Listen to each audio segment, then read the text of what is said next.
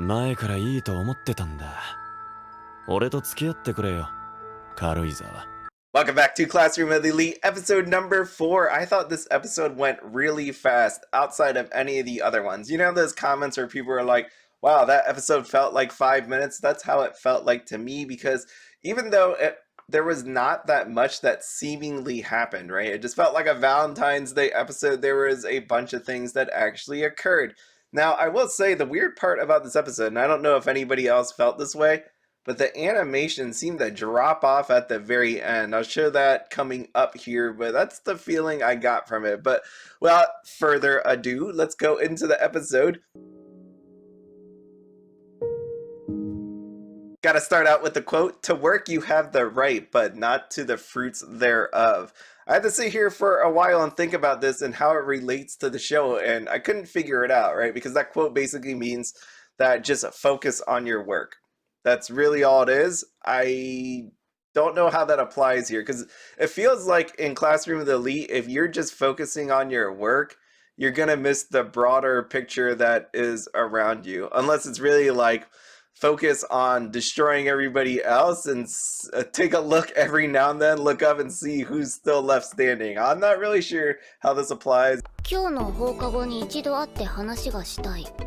それで電話の要件はなんだ? And we got our lovely couple who aren't actually a couple. We got Kei, we got Ayanokoji. Kei, of course, is giving him a call because she got something to drop off for him. Now, I always thought it was messed up for Valentine's Day that the girl has to give the guy something. Kei, of course, realizes there's a flaw with Ayanokoji, and sometimes he's just not really emotional. He's focused on what he's doing. She didn't actually think that he knew what day it was today, which is Valentine's Day. And here we are at school. This is our lovely gentlemen who are wondering if they're going to get any sort of chocolate. And Ayanokoji walks in and Pseudo has a question for him. で、どうなんだよ。もらってない。もらうはずもない。 Our recently single classmate is loading up on the chocolates. He got 2 bags full from the ladies already. When I saw Horikita here, I was like, holy crap, there is no way she is thinking about romance at all. There's no sort of chocolate anywhere to be found. She got her book in hand and doesn't care about anybody. 串田さん、少しずつ変わってきたわ。今日の放課後、欅モールで彼女とお茶するの。 From the last episode, we know that Ayanokoji talked to Manabu, and we found out that Kushida is working with our student council president, Nagumo, so he has to make sure that Horikita got this locked down, that Kushida is gonna be okay. 勉強、いつ教わりに行けばいいんだ? I found this hilarious, because you know what? Pseudo, he had to try. He wanted them chocolates, and what better way than to actually secure some chocolates is to stop by on Valentine's Day for some additional tutoring from Suzune.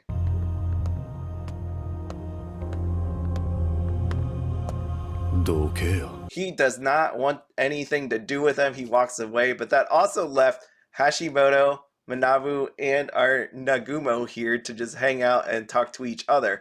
But we find out that Hashimoto is not one of those people that are part of this whole situation. He's just here because he's here, and he overhears what they are talking about. And one of the big things was he finds out about Ayanokoji, who happens to be Manabu's actually favorite, probably assumes that he's really smart. Because of the interaction that night, Hashimoto is, of course, following Ayanokoji to figure out what's his deal, what's he plotting, who's he hanging out with, and he just happens to find the lovebirds here on Valentine's Day. We know that Ayanokoji is laser focused, and all he wanted from Kei was information about that phone number that he received from that person on the last episode. Kei, of course, doesn't know who that person is, but it just shows you that he didn't really care about Valentine's Day. This dude is on a fact-finding mission to figure out what is going on. ねえ、勉強教えてくれない？ダメ？ I freaking love this part with Kei, because I was like, is this what kids do to actually find romance? Do you go to one another and ask them to get some tutoring done? That's what it seems like it's happening. I was like, I swear I heard this earlier in the episode, and you could just see the desperation in her face. She's like, yeah, man, I need you to tutor me, please, please, while blushing. That was cute. I really love that. バレンタイン。はい正解 The cool part was Kei summed up the fortitude, the confidence, even had a little quiz game for Ayanokoji and was able to hand over the chocolate. I love what she said at the very end of that as well. お礼は倍にして返してくれてもいいからそういうものなのか。そういうものなの I am one of those people that I'm really excited to see if Kei and Ayanokoji get together. I think it's one of those ones where, oh, look at her. I just see this face right here. I'm excited. Hopefully it happens for her. Hashimoto, of course, spent part of his day in the tree and bushes, and he needed to know if this was a pure romance situation or there was something more. He felt like there was something more. So, of course, he had to try the cool guy move when he thought it was romance and see a test for Ayanokoji to see what he was gonna do. じゃあ、俺は先に行くぞ。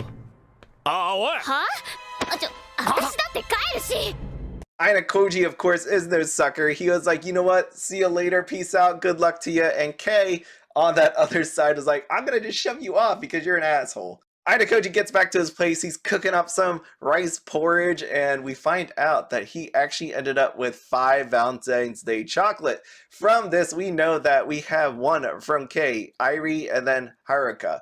The other 2, not really sure who that be. Like, there are other girls out there, but, like, right, we know in the next scene that it's not Ichinose because she was trapped in her apartment.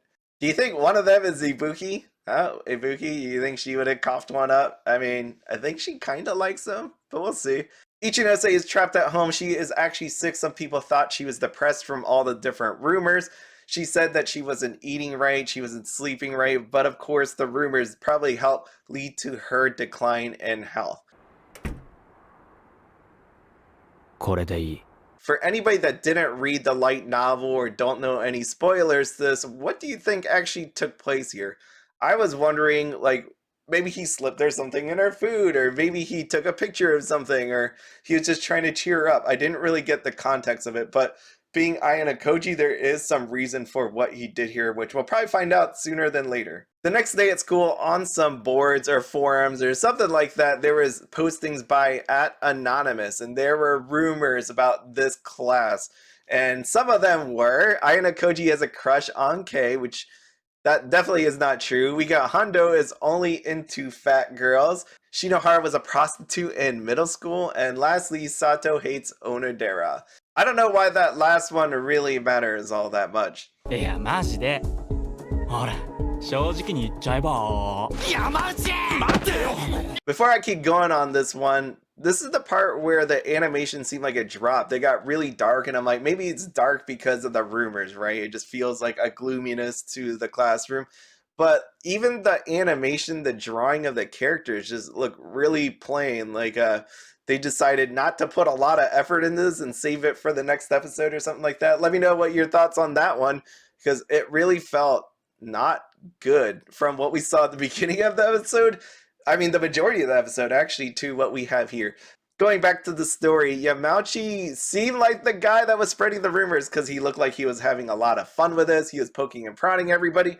Sake Anagi is my choice as the reason why this is all happening. Or second choice for me is Kushida, who has not made an appearance in this episode. I don't know if she's been handing out Valentine's chocolates or handing out vicious rumors, but there she is again from the prior episode. We'll see what she has in store for everybody coming up, but we know it's not good. With that, let me know your thoughts on this episode. I really enjoyed it. Can't wait to see what happens on the next one after all these vicious rumors.